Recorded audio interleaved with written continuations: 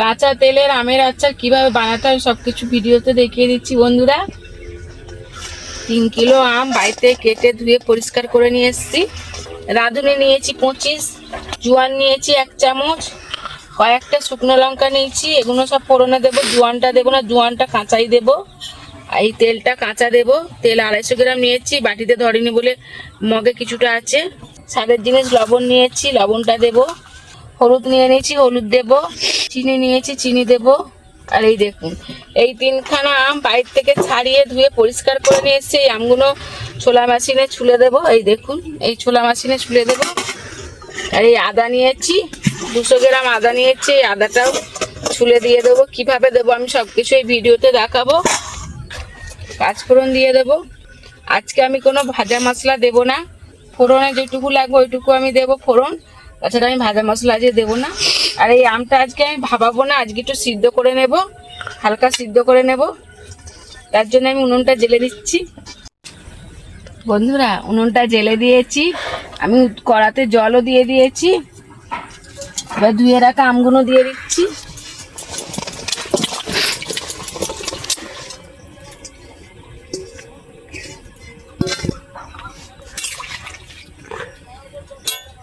স্বাদ মতো লবণ দেব।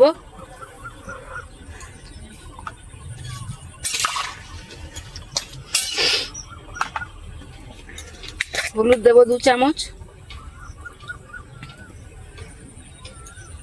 এবার চাপা দিয়ে দেব।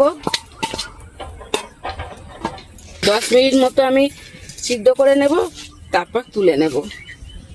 বন্ধুরা, আমটা 10 মিনিটের জন্য সিদ্ধ হোক, আর ততক্ষণ আমি ছোলা মেশিনে আম আর আদাটা ছুলে নেব। 3টে আম ধুয়ে পরিষ্কার করে কেটে নিয়ে এসেছি। এই দেখুন 3টে আম আর 200 গ্রাম আদা আগেই বলেছি, এগুলো আমি ছোলা মেশিনে ছুলে নেব।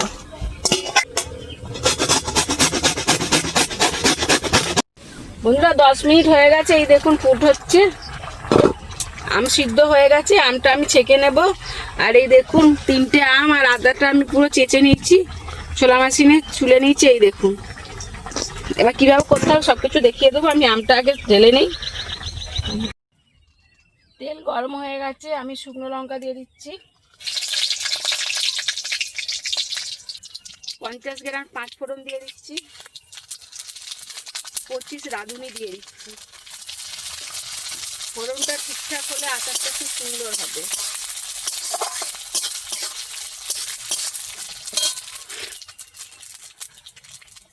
দেখুন বন্ধুরা, ফোড়নটা কালারটা দেখেছেন? ফোড়ন রেডি হয়ে গেছে, আমি এখন দিয়ে নেব। এই ছুলে রাখা আমের মধ্যে দিয়ে দিচ্ছি, আম আদার মধ্যে।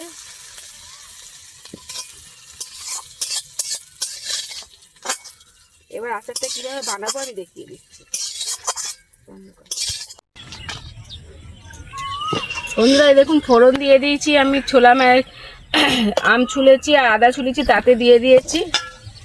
এবার দিয়ে দিচ্ছি চিনি।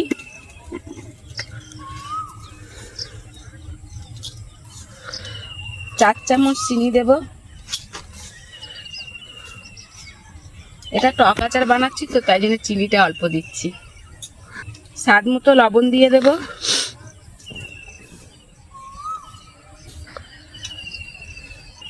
হলুদ দেবো 3 চামচ। লঙ্কা তুলে ধুয়ে পরিষ্কার করে রেখেছি, আর এর মধ্যে জোয়ান আছে, দিয়ে দেবো। কাঁচা তেলটা আমি দিয়ে দেবো। তেলটা বলেছিলাম কাঁচাই দেবো, কাঁচা দিয়ে দিচ্ছি।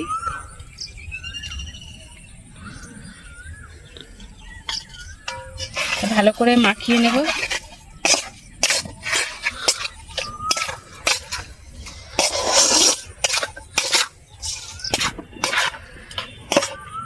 আচারের কালারটা দেখছেন কত সুন্দর এসছে। এখনো তো এই আমগুলো দিইনি। এই 250 গ্রাম তেল দিয়ে এখন মাখাচ্ছি। আবার যখন বয়মে রাখতে হবে তখন তেল দিতে হবে, কাঁচা তেল।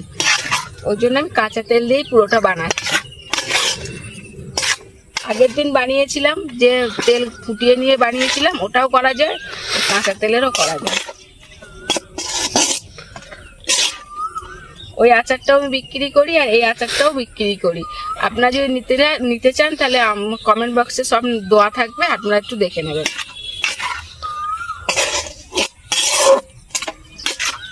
এই দেখুন সব মাখানো হয়ে গেছে। এবার আম অল্প অল্প দেবো আর মাখাবো।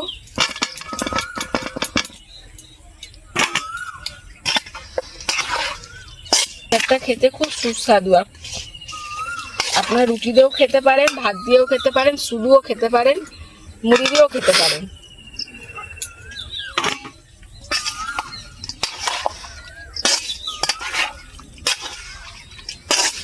এরকম করে মাখাতে মাখাতে কালারটা পুরো আলাদা হয়ে যাবে।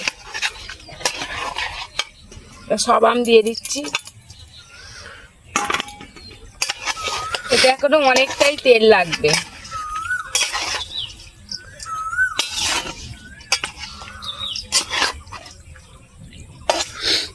এখন যদি তেলটা পুরো দিই, পুরো তেলটা তলায় চলে যাবে, পুরো নিচেতে চলে যাবে। বয়মে দিয়ে ওপর দিয়ে তেলটা দিলে ওপরেও তেল থাকবে, নিচেও তেল থাকবে। আর যখন প্যাকিং হবে তখনও ওপরে তেল দিতে হবে।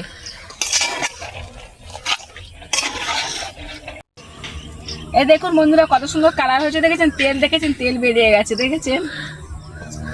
এটা কিন্তু কোনো ভেজাল দেওয়া নেই, কোনো কেমিক্যাল দেওয়া নেই। এটা পুরো হাতে বানানো। আপনারা সবকিছু দেখলেন ভিডিওতে কিভাবে বানালাম।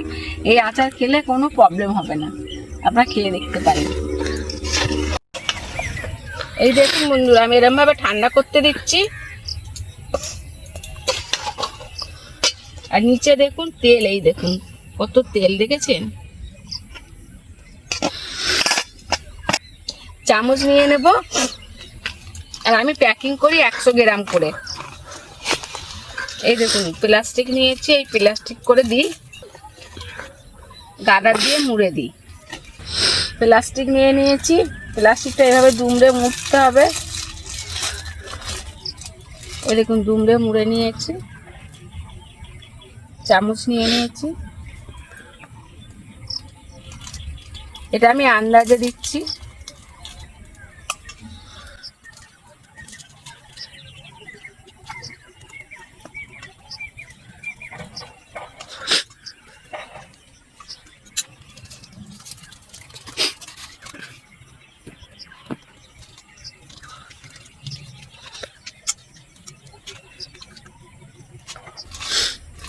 এই দেখুন বেশি লাগেনি, দেখেছেন কত সুন্দর হয়েছে প্যাকিংটা। সামনের গোড়ায় জল দিতে হবে, হাতের গোড়ায় না ধুয়ে নিলে অসুবিধা হয়। প্যাকিংটা দেখুন বন্ধুরা কত সুন্দর হয়েছে। আমি তেল নিয়ে নিয়েছি, তেল ওপরে দিয়ে দিচ্ছি। এই দেখুন তেলটা ওপরে দিয়ে দিয়েছি, দেখতে পাচ্ছেন? এবার আমি গার্ডার নিয়েছি, গার্ডার দিয়ে মুড়ে দেবো।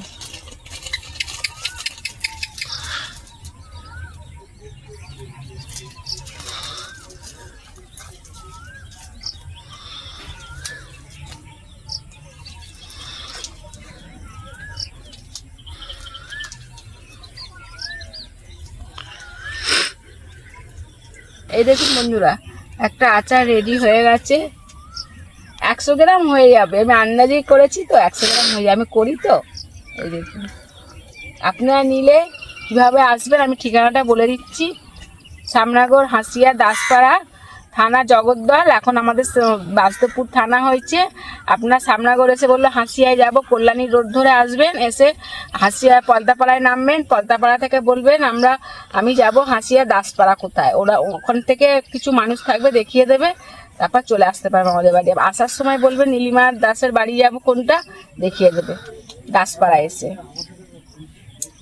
চলুন তাহলে, যারা অর্ডার করবেন চলে আসবেন। আমি সবসময় বাড়িতে থাকি আর এই রান্না নিয়েই থাকি, আচার টাচার বিক্রি করি। আপনারা নিলে চলে আসবেন। এই দেখুন একবার আমার হাতে আচার খেয়ে দেখবেন, তাহলে বুঝতে পারবেন। এই দেখুন বন্ধুরা এতে ঢেলে নিয়েছি টিফিন কৌটোয়। এবার যখন অর্ডার হবে কেউ চাইবে তখন এখান থেকে আমি প্যাকিং করে দেবো। একটা সামনাগড় দিয়ে আসার ঠিকানাটা দিলাম, এবার বারাকপুর দিয়ে আসলে সেই ঠিকানাটা দিয়ে দিচ্ছি। বারাকপুর দিয়ে আসলে ওয়ারলেসে নামবেন, কি বাসার দিয়ে আসলে ওয়ারলেসে নামবেন। নেমে হাই রোডে টোটো আছে, অটো আছে, ডেন 5 আছে, বাস ধরবেন। ধরে বলবেন পলতাপাড়ায় নামবো। পলতাপাড়ায় নেমে ওখানেও টোটো আছে, বলবেন আমরা হাসিয়া দাসপাড়ায় যাব। এবার হাসিয়া দাসপাড়ায় কোথায় যাবেন যদি বলবেন চরণ দাসের বাড়ি, কিংবা বলবেন সনাতন দাসের বাড়ি যাব। তখন আমাদের বাড়িতে নিয়ে যাবে। তাও যদি না বুঝতে পারেন, আমি আমার ফোন নাম্বার দিয়ে দিচ্ছি আপনাদের কাছে, 9088939665। এই নাম্বারে ফোন করলে সবসময় আমাকে পাবেন। আর দিন রাত্রি সবসময় ফোন খোলা আছে, যখন ফোন করবেন তখনই পাবেন। না বুঝতে পারলে আমাকে জিজ্ঞাসা করবেন, আমি ভালো করে বুঝিয়ে বলে দেবো।